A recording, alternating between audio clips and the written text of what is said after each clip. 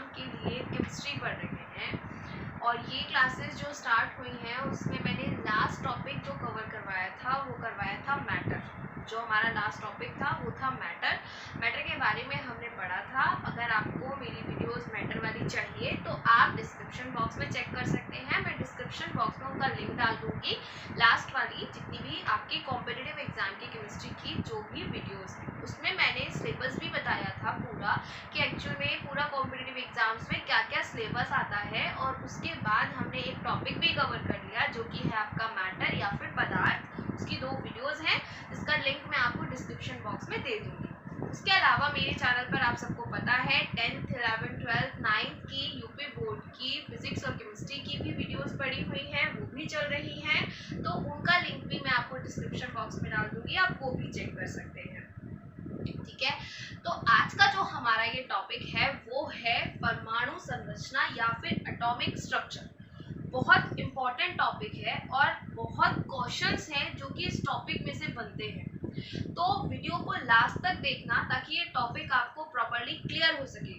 Topic बहुत deep है लेकिन हम इसको शॉर्ट और ट्रिकी तरीके से करेंगे ताकि आपका जिस तरीके से कॉम्पिटिटिव एग्जाम में आता है वो तरीका भी कंप्लीट हो जाए और आपकी पढ़ाई भी कंप्लीट हो जाए। तो इसके लिए आपको क्या करना पड़ेगा, आपको वीडियो को एंड तक देखना पड़ेगा। तो स्टार्ट करते हैं आज का। तो आज का टॉपिक है हमारा परमाणु संरचना में सबसे पहला टॉपिक है परमाणु या फिर एटम। क्योंकि भाई हम परमाणु संरचना के बारे में पढ़ रहे हैं तो इसलिए सबसे पहला टॉपिक भी यही आता है कि परमाणु क्या होता है या फिर एटम क्या होता है। और एग्जाम में ये क्वेश्चन भी आया है, एनटीपीसी में ये क्वेश्चन भी आया है कि परमाणु क्या है। सब क्वेश्चन है परमाणु क्या है और उसके बाद उन्होंने 4 ऑप्शंस भी दिए हुए हैं। तो आज हम लास्ट में ऑब्जेक्टिव टाइप क्वेश्चंस भी करेंगे ताकि आपको पता चल सके कि हम जो पढ़ रहे हैं उसमें से क्वेश्चंस बनते हैं या फिर नहीं बनते हैं। तो परमाणु क्या होता है, परमाणु होता है तत्व का छोटे से छोटा कण। अब तत्व क्या होता है ये मैंने अपनी लास्ट वीडियो में कंप्लीट करवाया है जिसमें मैंने तत्व, मिश्रण और यौगिक के बारे में पूरा पढ़ाया है। तो वो लास्ट वीडियो आप जरूर देखिएगा। तो तत्व का छोटे से छोटा कण, बहुत छोटे से छोटा पार्टिकल जो कि रासायनिक अभिक्रियाओं में भाग लेता है। 2 चीज याद रखनी है, एक ये कि रासायनिक अभिक्रियाओं में भाग लेता है, ये रासायनिक अभिक्रियाओं के अंदर पार्टिसिपेट करता है। और दूसरा ये स्वतंत्र नहीं रहता है, ये फ्री स्टेट में नहीं होता है। ठीक है, ये स्वतंत्र अवस्था में नहीं होता है। दूसरी चीज ये रासायनिक अभिक्रियाओं में भाग लेता है। तीसरी चीज की तत्व का छोटे से छोटा कण। तो तत्व का छोटे से छोटा कण जो कि रासायनिक अभिक्रियाओं में भाग लेता है, जो स्वतंत्र नहीं पाया जाता है, वो कहलाता है परमाणु या फिर एटम। अब एग्जांपल्स क्या क्या है इसके? एग्जाम्पल है इसके hydrogen, oxygen, nitrogen, chlorine, bromine, iodine etcetera. जितने भी परमाणु आपको आवर्त सारणी में दिखाई देते हैं वो सब क्या है, वो सब परमाणु है। जितने भी तत्व दिखाई देते हैं आवर्त सारणी में वो सब परमाणु है। क्योंकि परमाणु किससे मिलकर बना है, परमाणु तत्व से मिलकर बना है। तो तत्व को ही हम यहाँ पर, उन्हीं के एग्जाम्पल्स को हम यहाँ पर परमाणु के रूप में ले सकते हैं। तो इस तरीके से जो परमाणु है वो तत्व का छोटे से छोटा कण है जो रासायनिक अभिक्रियाओं में भाग लेता है, स्वतंत्र नहीं पाया जाता है, वो कहलाता है आपका परमाणु। ठीक, एग्जांपल्स भी आपको समझ आए। तो अब हमारा नेक्स्ट टॉपिक है जो कि है आपका अणु या जिसको हम इंग्लिश में बोलते हैं मॉलिक्यूल्स।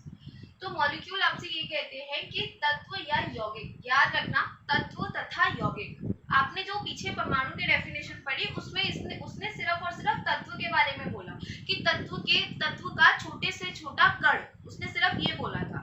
पर अब आपसे ये अणु की डेफिनेशन में ये कहता है कि तत्व का तथा यौगिक का, तत्व का भी हो सकता है और यौगिक का भी हो सकता है, दोनों का मिलाकर भी हो सकता है।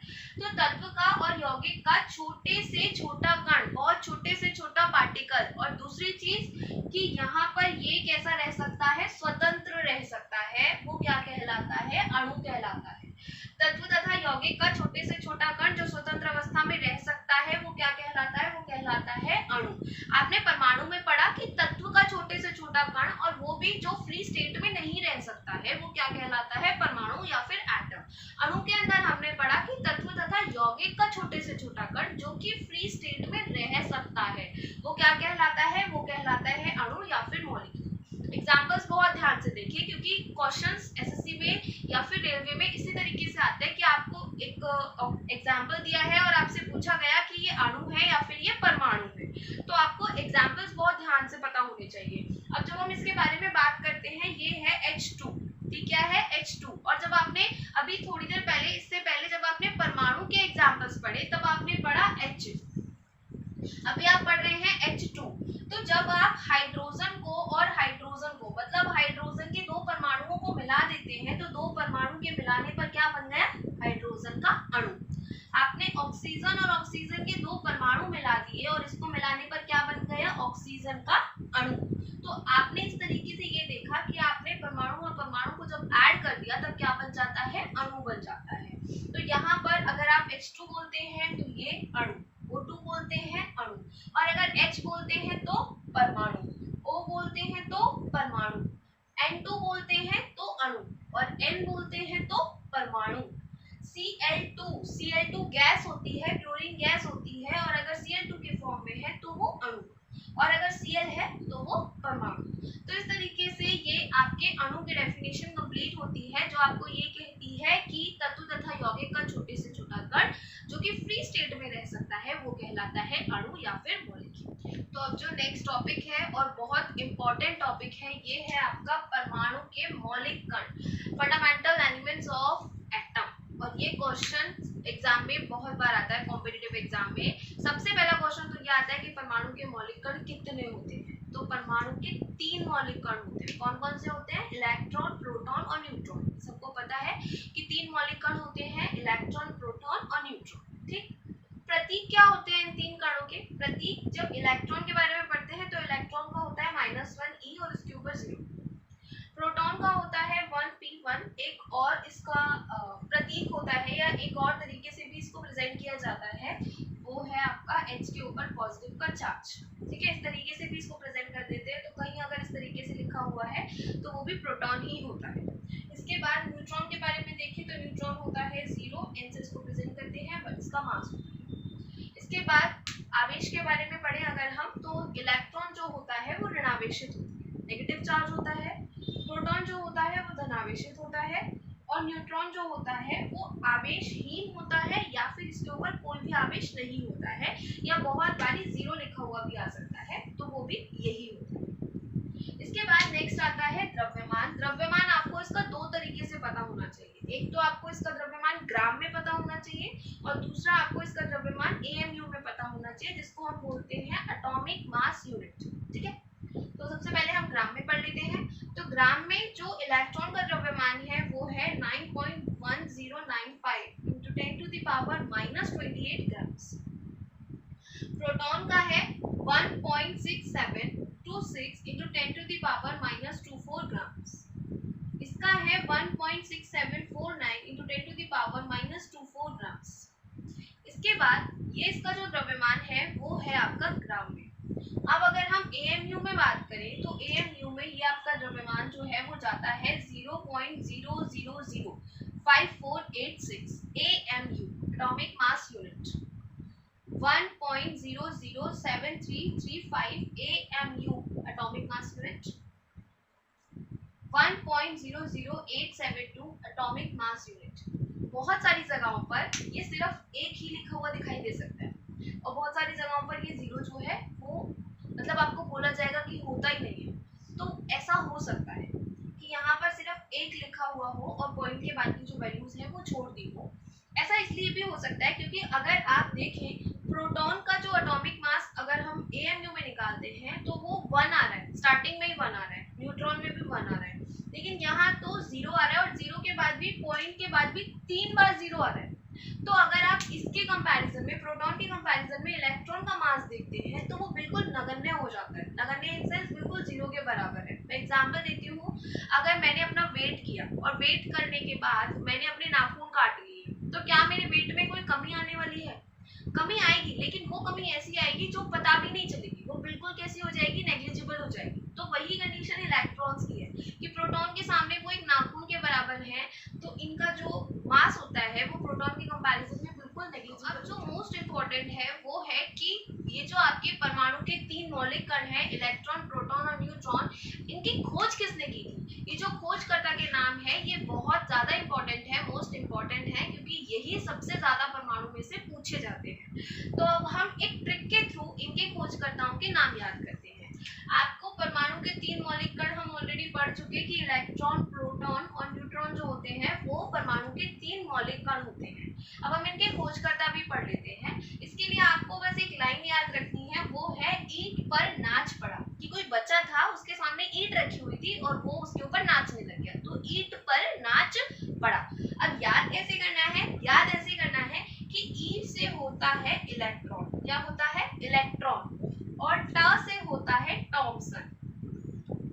और बहुत सारी जगहों पे इंग्लिश में आपको ये थॉमसन लिखा हुआ भी दिखाई देगा, तो कोई टेंशन वाली बात नहीं है, नाम सेम है। और पूरा नाम था इनका जे थॉमसन, ठीक है। उसके बाद आता है आपका प से है आपका प्रोटॉन, क्या है? प्रोटॉन। और आर से है आपका रदरफोर्ड। और बहुत सारी जगहों पर आपको रदरफोर्ड की जगह गोल्डस्टीन का नाम भी लिखा हुआ दिखाई देगा। तो यहाँ मैं एक चीज आपको क्लियर कर दूं कि एक्चुअल में जो प्रोटॉन की खोज थी वो रदरफोर्ड ने ही की थी। गोल्डस्टीन ने यहाँ पर सिर्फ और सिर्फ एनोड किरणों की खोज की थी, और एनोड किरणों से जो प्रोटॉन को खोज करने की, जो हम बोले की खोज की थी, वो की थी रदरफोर्ड ने। लेकिन बहुत सारी जगहों पे आपको गोल्डस्टीन का ऑप्शन भी दे रखा होगा। तो अगर आपके पास 4 ऑप्शंस हैं और उन 4 ऑप्शंस में रदरफोर्ड का नाम नहीं है लेकिन गोल्डस्टीन का नाम है, तब आप गोल्डस्टीन टिक करके आएंगे। लेकिन अगर वहां पर गोल्डस्टीन और रदरफोर्ड दोनों दे रखे हैं तो आप रदरफोर्ड टिक कर आएंगे, आप गोल्डस्टीन टिक नहीं करेंगे, ठीक है। और अगर सिर्फ रदरफोर्ड दे रखा है तो रदरफोर्ड तो फिर आपको टिक करना ही है। तो इस तरीके से जो प हो गया, पा से हो गया प्रोटॉन, और आर से हो गया आपका रदरफोर्ड, ठीक है। इसके बाद ना से हो गया आपका नाच पड़ा, ना से हो गया आपका न्यूट्रॉन, और चा से हो गया आपका चैडविक।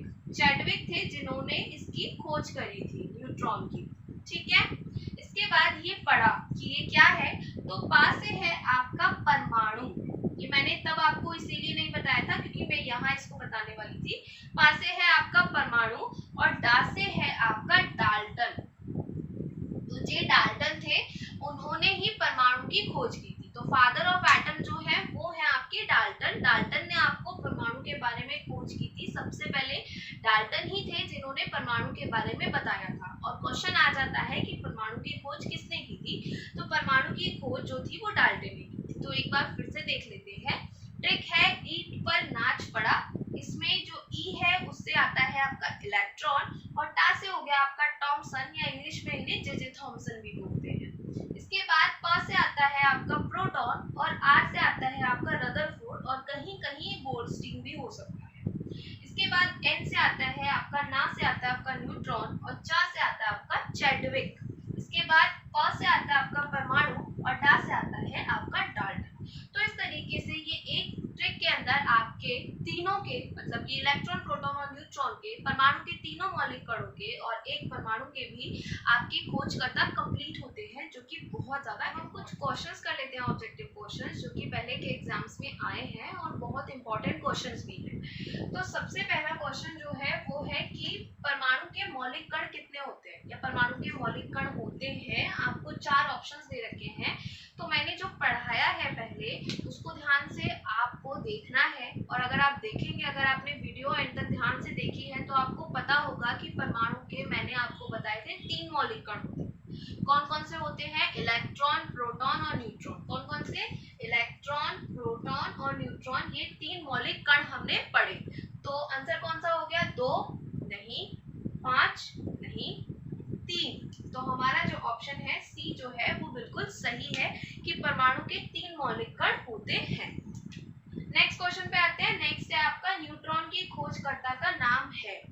तो अभी हमने एक ट्रिक पढ़ी थी, ईंट पर नाच पड़ा, और उस नाच में हमने ना से पढ़ा था न्यूट्रॉन और चा से पढ़ा था चैडविक। तो न्यूट्रॉन के खोजकर्ता कौन हो गए? चैडविक। तो Rutherford no, Dalton no, Chadwick. Okay, next और बहुत इंपॉर्टेंट क्वेश्चन है, काफी अच्छा क्वेश्चन है, स्पेशली क्वेश्चंस में ही लिया है मैंने। ये है पॉजिट्रॉन की खोज किसने की थी, या पॉजिट्रॉन के खोजकर्ता कौन है। तो एक्चुअल में जब परमाणु टूटता है तो परमाणु के टूटने पर 3 मौलिक कण निकलते हैं। 3 मौलिक कण जो कि हैं इलेक्ट्रॉन, प्रोटॉन और न्यूट्रॉन। पर ऐसा नहीं है कि सिर्फ 3 ही निकलते हैं और कण नहीं